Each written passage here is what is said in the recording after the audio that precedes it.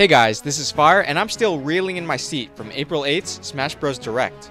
Obviously, there's been a lot of analysis that's been going on, and a lot more to come, but for now, I just want to count down my top 5 moments from this amazing live stream. Ready? Let's go. 5! Okay, so usually something as simple as stages would have made this list, but considering how much variety we were given, I have to give it a mention. First, let's take a look at some of the new dynamics.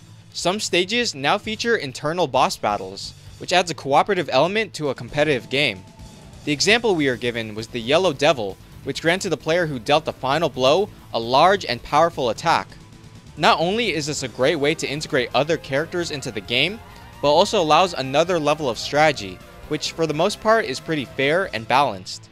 Hopefully though, these bosses won't become too intrusive to the point where they become annoying, because that would really suck.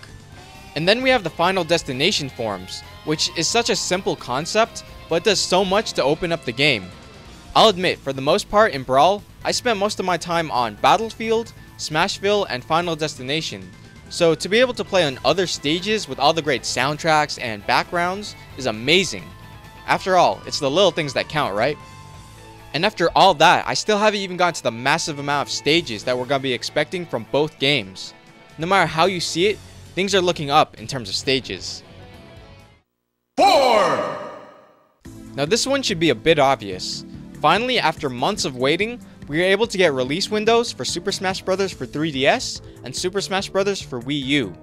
While I would have preferred an earlier release date like I'm sure a lot of people wanted, in my opinion, Nintendo couldn't have done it better. By releasing the 3DS version first, most gamers will get a taste of all the new Smash Bros. Goodness to come, while at the same time not being forced to buy a whole new system. As of right now, the 3DS has a much wider install base than the Wii U, so it would be best to appeal to the larger audience first.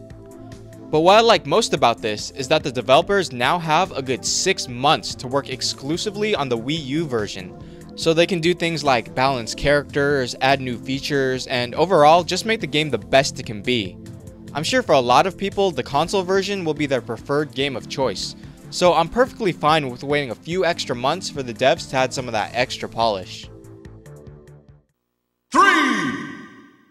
Third is the renewed amount of online support that we're going to be getting for both games. While most of the time I'm going to be playing online with friends, I'm really glad that they've implemented a For Fun and For Glory mode to let players better choose how they want to play the game. In For Fun, you have the ability to play however you want, and For Glory, you'll always have a semi-competitive match to play in. So far, we don't have a lot of information to go off of, so I won't be making any baseless assumptions.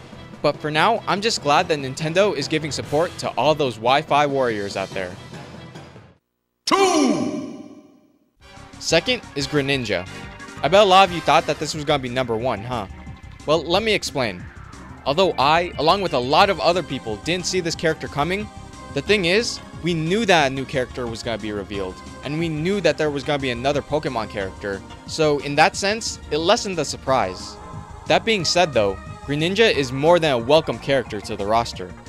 He was already a fan favorite starter from the X and Y games, and his combination of water, fighting, dark, and even ghost type moves allows for a lot of creativity in his moveset. Greninja may not have been my top choice, but I'm really glad that he's included. Which leads me to my top choice. 1, go!